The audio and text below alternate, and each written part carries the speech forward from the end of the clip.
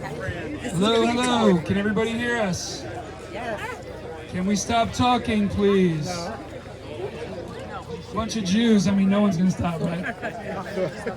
All right. Well, Marissa is going to begin the presentation. So here's Marissa Scheinfeld. Please, thank you all so much for coming. We're very excited to have this kind of turnout. This is really wonderful. Hi everyone, thank you so much for being here. I prepared a speech. I want to be clear with what I say, so sorry if I'm reading, but we are here this evening to honor South Fallsburg, once proclaimed King of the Catskills.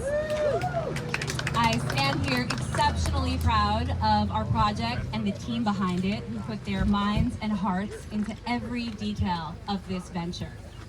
Having grown up in Sullivan County, the Borscht Belt is a story eyewitnesses of the era continue to vanish. Today marks the unveiling of our 5th historic marker in a projected trail of 20 that will eventually be connected by a self-guided audio driving tour. Each is a symbolic representation, cementing and celebrating a period that was both an era and an experience. It is my hope the marker trail will be here long after we all are. We're grateful for all the support we've gotten and continue to receive. This includes every one of you that made it here tonight. I am so appreciative of everyone here. This project could not be done without Jerry Klinger and the Jewish American Society for Historic Preservation, who funds every single marker, along with a team that I am especially grateful for. And that is my creative partners, Isaac Jeffries, Inglaterra, who is not with us tonight but is here in spirit, our copywriter Kelly Huggins, and the official co-signer of our markers, Sullivan County historian John Conway. I also need to thank the Town of Fallsburg, the Sullivan County Dramatic Workshop, Phil Brown and the Catskills Institute, the Steingart family, the Sullivan County Historical Society, Sullivan Catskills, Delaware Valley Arts Alliance, the Sullivan County Chamber of Commerce, David Hilfstein, Steve Gold, Steve Ehrlich, Stacy Nemerson, Dara Manzi, Jason Kaplan, Steve's Music Center in Rock Hill, and Mike Dalewitz and the Borscht Belt Deli, each who made it possible for us to be here tonight. For the last couple of decades, anti-Jewish bias has been a slow burn. The past 8 months, and since October 7th, it has exploded. The rising hate towards the Jewish community is tangible, with anti-Semitism surging to historic levels across the globe in the form of physical assaults, vandalism, verbal, written harassment, and rallies on college campuses. The art world is currently seeing the creation and circulation of Zionist blackmail lists, categorizing authors, artists, musicians, and filmmakers, recalling dark chapters of history where artists and intellectuals were persecuted for their identities or perceived affiliations. Social media is pulsating with hatred against Jews, and right before us, anti-Semitism grows and is even celebrated. An ancient hate, and arguably the oldest hate in the world, anti-Semitism is more than just racism. It's a social prejudice. It's a mutating conspiracy theory that often expresses itself in contradictory ways. Looking at its very long arc, the through line of anti-Semitism is denial. Denial of truth, denial of humanity, and the promotion of lies. Outbursts of anti-Semitism are said to be harbingers of societies in deep trouble, and omens of concern not only for the Jewish community, but for everyone. Perhaps post-World War II, we made a mistake to think it was over. But the sad truth is that the world does not like the other. And we are always going to be othered to some extent. So if we're going to be othered, we may as well be loud and proud and joyful, because that's exactly what they did in the Borscht Belt. In the face of adversity, when Jews in America were told, no, you can't go here, and no, you can't go there either, the Borscht Belt provided an avenue for freedom and self-expression. In the safe, free space of these mountains, a macrocosm of creativity was born. Along with the community that was cultivated, countless artists, writers, musicians, entertainers, and more found freedom, rebellion, celebration, tradition, independence, and exemplified resilience. Throughout history and times of adversity, the Jewish people have found a unique strength. It's our recipe, a special recipe that consists of when we join together, rise up, and grow stronger. The Jewish people epitomize a concept known as anti-fragility, which is defined as the spiritual alchemy of turning pain into purpose, transforming suffering and adversity into growth and renewal, and tragedy into triumph. Tragedies and setbacks in Jewish history have long proved to be the springboard for extraordinary new adventures in Jewish spirit, renewal, and creativity. And this is what the Borscht Belt was, and why it is so important to preserve its legacy. I am forever proud of being Jewish and of the resilience and hope that define our people. On many days when I find myself exhausted, sad, and frustrated at the state of the world, I remind myself that we've been here before. I am also reminded that I am part of a tribe, the biggest family on earth. Together, with our many friends and allies, we will move forward because the only way out is through. This is our struggle, but it is also our strength. With that, I want to call up my partner, Isaac Jeffries, visual coordinator for the Marker Project, to say a few words. Thank you, Marissa. Mic drop.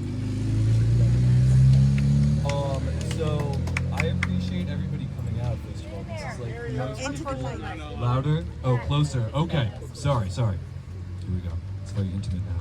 I appreciate all of you guys for coming out, though. This is the most people I've seen in this parking area in my entire experience coming to South Fallsburg.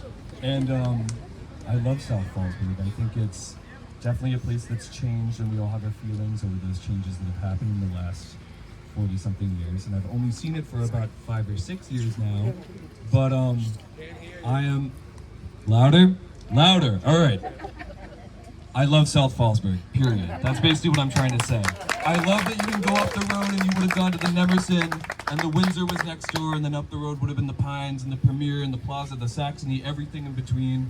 I think it was an amazing time. I wish I could have experienced it myself. And I think it's time to unveil the marker. Yes? Yes. Do you want to do a countdown? Yeah. 10 seconds? All right. 3. All right. 10, 9, 8, 7, 6, 5, 4, 3, 2, 1.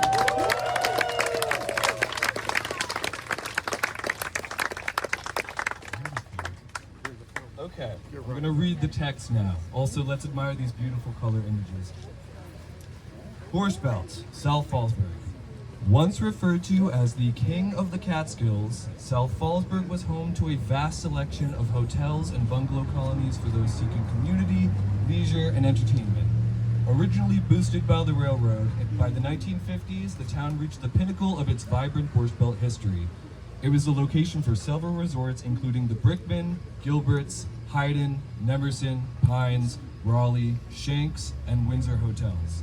They shared similar amenities, 200 to 500 rooms, indoor and outdoor pools, ample sporting facilities, large nightclubs, and modern architecture and design. Modern design is characteristically colorful and utilizes organic shapes and geometric forms. Examples of this modern style were found at the Pines with its kidney-shaped pool and the distinctive concrete arched bridge. Shanks featured an abstract sculpture and circular card room with stained glass windows, abstract murals, spiral staircases, and sleek furnishings. South Fallsburg was also home to many bungalow colonies, including Cutler's, Dishner's, Elmshade, Gold, and Rados, Pancrest Lodge, Sunray Cottages, and Scops. And the other side, I'm going to read as well. It's just the general Borscht Belt side, but it's our tradition to read it every time we unveil a marker. So you may all already know this, but I'm gonna say it again. From the 1920s to the early 1970s, the Borscht Belt was the preeminent summer resort destination for hundreds of thousands of predominantly East Coast American Jews. The exclusion of the Jewish community from existing establishments in the 1920s drove Jewish entrepreneurs to create over 500 resorts, 50,000 bungalows, and 1,000 rooming houses in Sullivan County and parts of Ulster County. The Borscht Belt provided a sense of community for working and vacationing Jews. The era exerted a strong influence on American culture, particularly in the realm of entertainment, music, and sports. Some of the most well-known and influential people of the 20th century worked and vacationed in the area. Beginning around 1960, the Borscht Belt began a gradual demise due to many factors, including the growth of suburbia, inexpensive airfare, and generational changes. So thank you all again for coming out. We have some lovely speakers this evening, and Marissa's going to take over in just a second, but I would like to introduce, first off, before I introduce him, I have to extend my gratitude to the Steingart family, because they existed in South Fallsburg, right in the heart of South Fallsburg, ran the entire sort of printing industry of these resorts in the 50s, 60s, 70s, and earlier than that, and it's been my own sort of fascination with the era. It's just been through the postcards and through the images, and the images were created. It's just crazy to think that all of this is so closely knit together, and it feels surreal in a way. So, without further ado, direct from Ireland, Ira Steingart.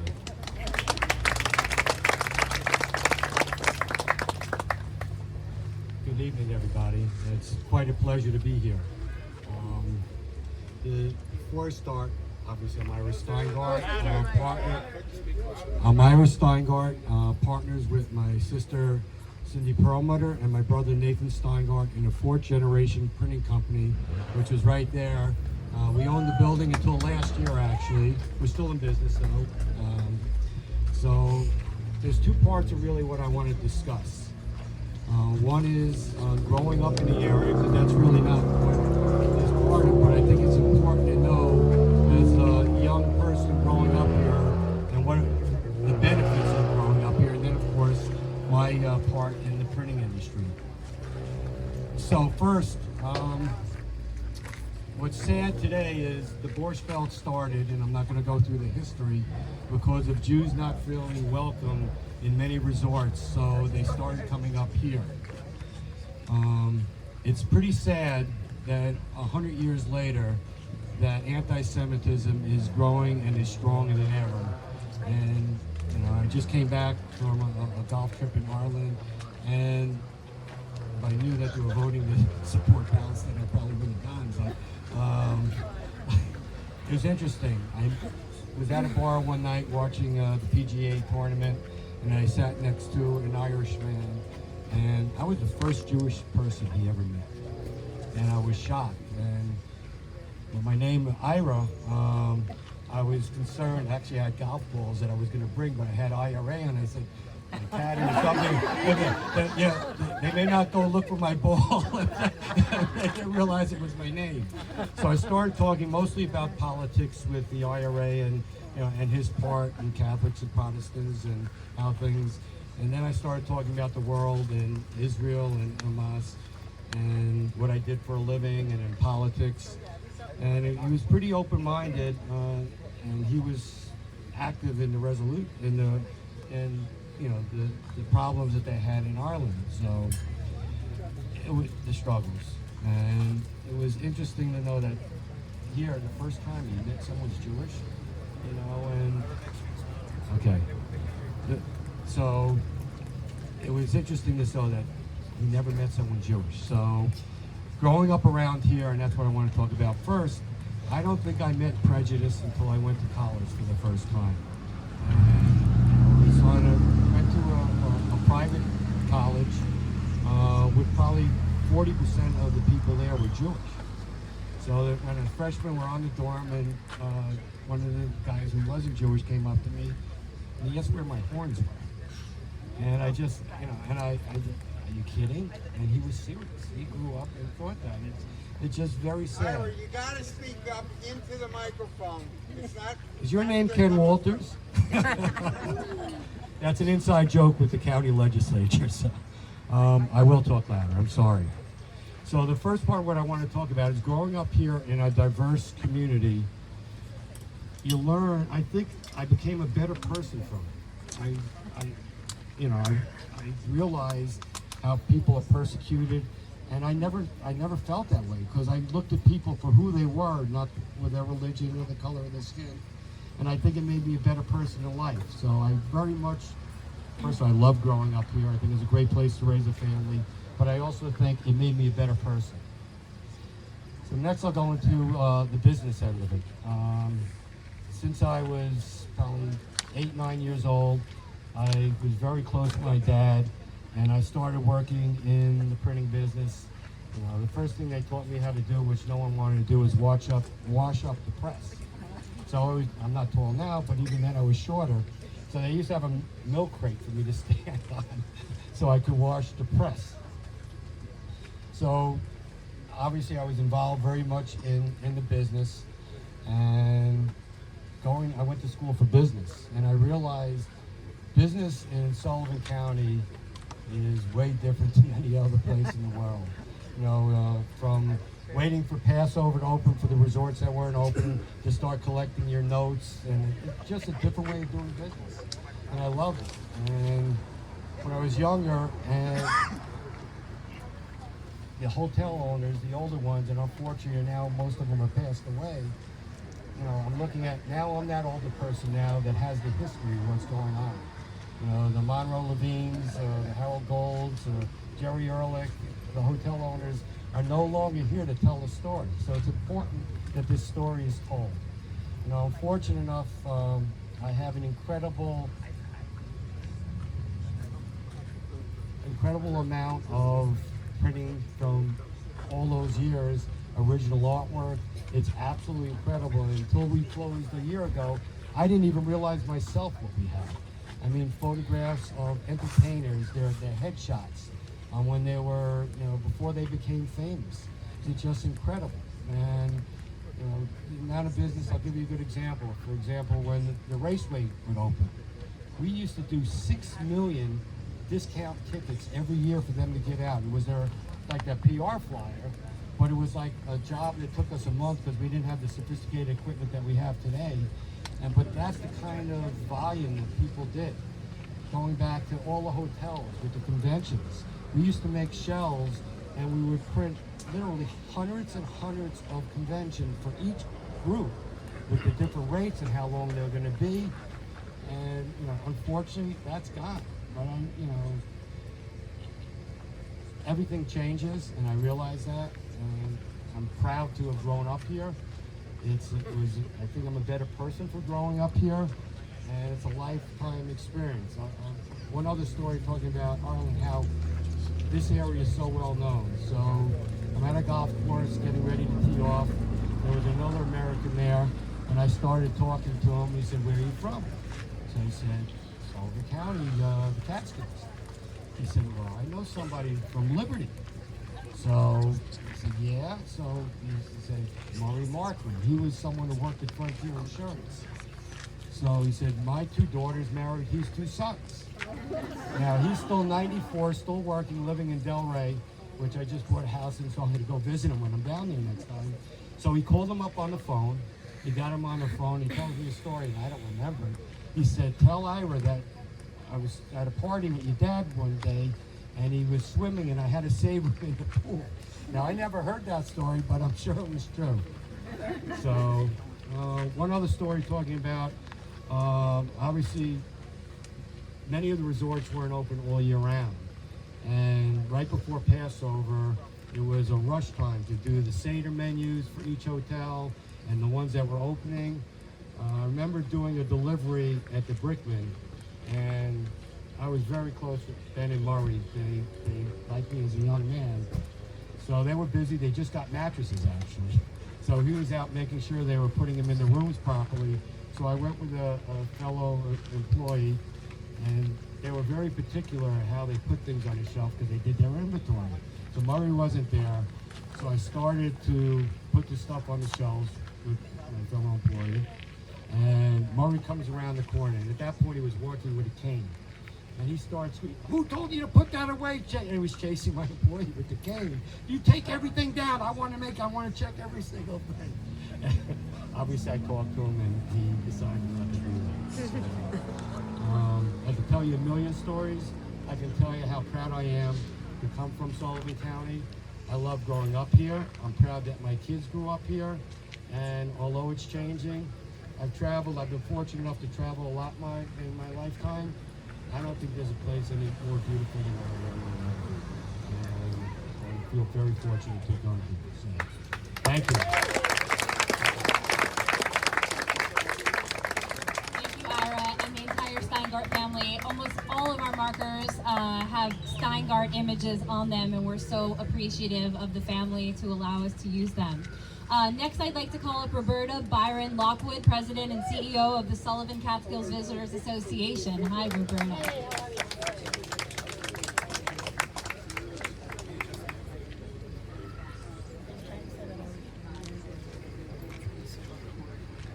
All right. I can't top Ira. I'm Roberta Lockwood, and I'm the president of the Visitors Association here in the Sullivan Catskills. I've always known of the great history of our Catskills and the Sullivan Catskills. I have had the privilege of working in the hospitality industry from upstate New York. I'm from California, so I have that tourism region. I also, from I Love New York, I was their deputy. So I know the rich history that was always here, and the privilege. State, by the way. Thank you. But I am also very honored and privileged to have represented you guys for the past 24 years. Sorry. Keep reminding me, I try. Anyway, it's a privilege to celebrate our rich history and storied history here. The Marker Project has been indispensable and conserves the legacy and historical significance of our Borscht Belt, an integral part of the collective heritage. These markers weave into the very fabric of our community by narrating the tale of how our legacy has shaped local, regional, national panoramas. The Borscht Belt markers honor the momentous stories of both yesteryear, today, and commemorating our diverse heritage. Today we stand proudly as a vibrant, sought-after destination. We are no longer your grandfather's Catskills. We have reemerged as one of the fastest growing areas in New York State and the Northeast region. Just as in the days of old, we continue to offer that unparalleled hospitality, evolving into a coveted destination for travelers. We are elated that these markers provide us with a profound sense of place and community, linking us to our past while fueling our aspirations for the future. We also acknowledge that our community is perpetually evolving, and we are steadfast in our commitment for inclusivity and diversity. Today we welcome individuals from all backgrounds and all walks of life. We take immense pride in celebrating our differences and coming together as a united community, bound by our shared love for our beautiful destination. As we continue to grow and evolve, we always cherish our roots and honor the Borscht Belt era, but we are deeply grateful for all those who have enriched our narrative and look forward to welcoming new visitors and residents who will contribute their unique stories to the fabric of our Sullivan Catskills. On behalf of the Sullivan Catskills, I thank you for being part of a significant celebration, and let us continue to preserve and honor our past so that future generations can be inspired to create new stories.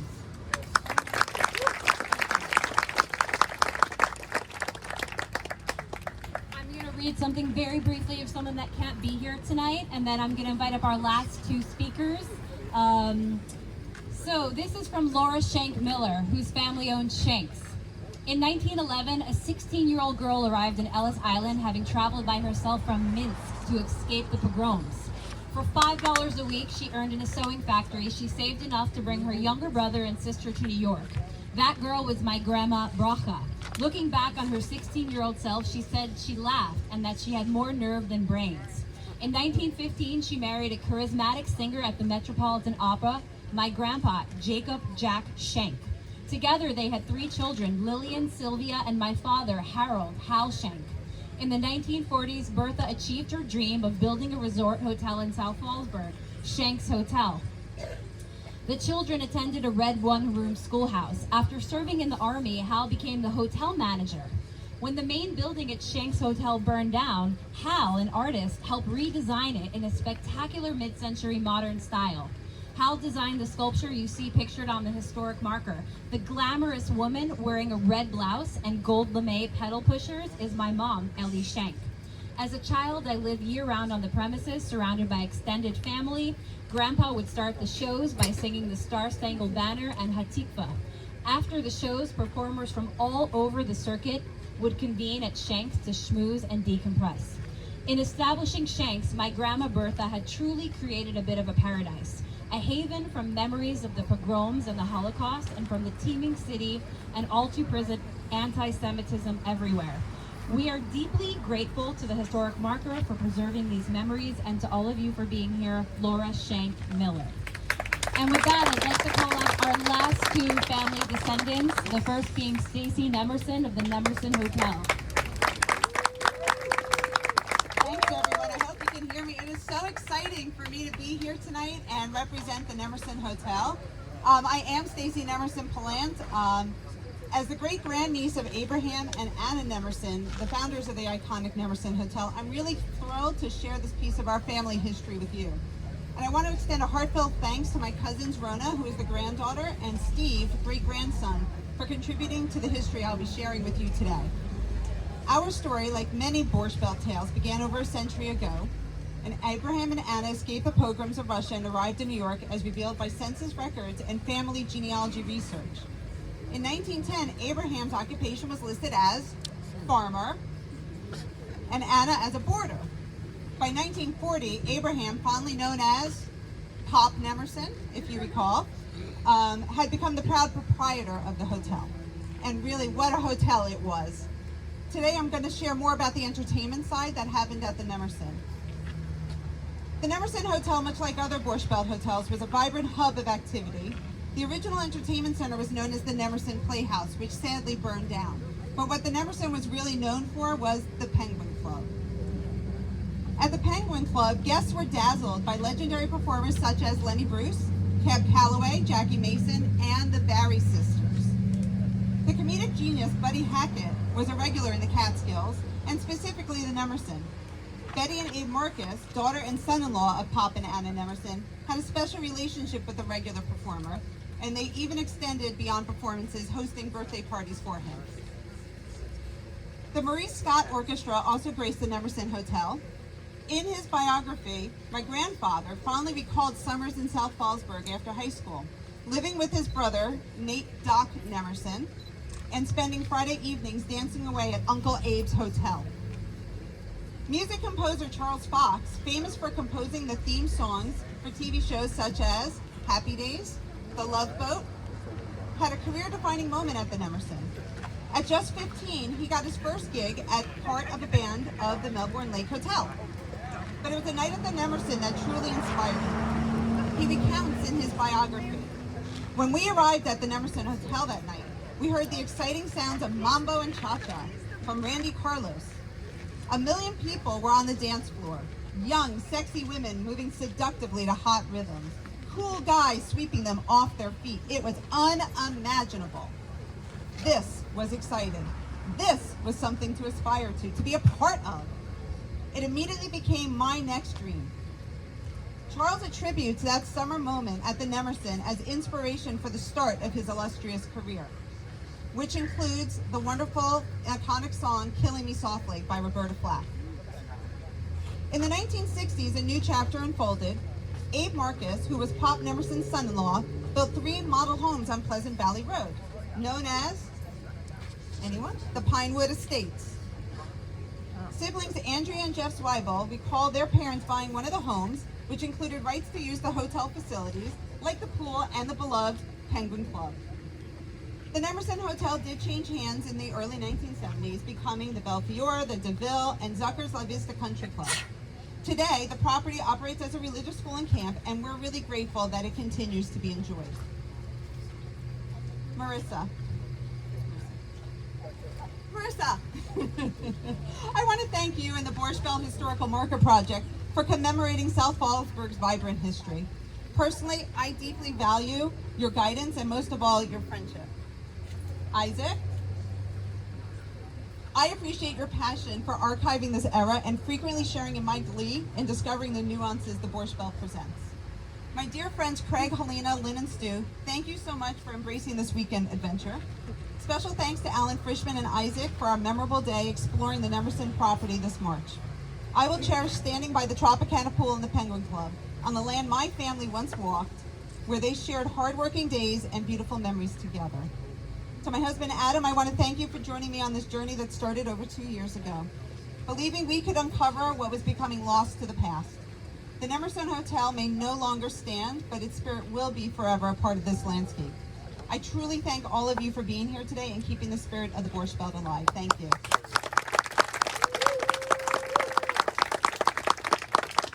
All right, and to close this evening, I'm going to invite up Steve Ehrlich. Hi, Steve. I just want to make one final announcement. This is our first of 5 historic marker dedications this summer. We have something coming up next month in Kiamisha, Hurleyville, Bethel, and Woodridge. So please join us. And the town set up seating over there, very far away. I'm sorry about that, but after you want to eat, there are seats over there. Apologies for that. And I hope to see you at the Rivoli, and the film will start at 8, and after the film there will be a Q&A with Lex Gillespie, our director of the film. And without further ado, to take us home, Steve Ehrlich. Thank you very much. It's a pleasure to be here. Can everybody in the back hear me? A little bit better? Okay. So I still live in South Fallsburg. I was born in this town. I used to ride my bicycle by here on the way to Hebrew school. At 8 years old, I was able to hang out, wait for class, get back on the bike, and ride back to the Pines. I am third generation at the Pines Hotel. My grandparents started it, May and Phil Schweid, and they started in Ellenville, New York, on Briggs Highway with a bed and breakfast or just a boarding house. They got enough money to, in the family together, to buy the Monica Lodge, which became the Pines Hotel. And I lived on grounds growing up with 3 of my siblings, the 4 Ehrlich children. My mother was an only child to me and Phil Schweid, and I watched the transformation of the Pines Hotel throughout their history of just a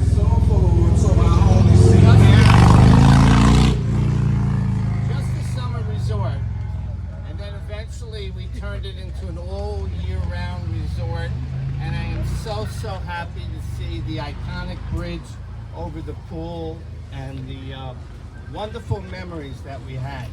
The ski hill with the chairlift was a big event. The indoor and outdoor ice skating rinks. The playhouse that was talked about online and then eventually became the Persian room, the Wedgwood room, the Viceroy room, the Stars, Louis Armstrong opening up that room, Sonny Liston training there. Later in life, I was able to bring Riddick Bowe to this town, who won the World Championship. We had amazing comedians, entertainers, stars, great basketball players walk through this town, represented every hotel, top players in the NCAA. Top deals were made back here, and some wonderful, enjoyable history are out there. And it is beautiful that we're doing this today. On behalf of my family, behalf of the people that work so hard in the industry, and the guests, I thank you. Thank you all so much for being here, and we will see you over at the Rivoli. Again, thanks so much. May the Borscht be with you. I just have to tell you that I grew up a summer guest at the Nemerson. Get out! Every year, and then I worked there when I got old enough to work there.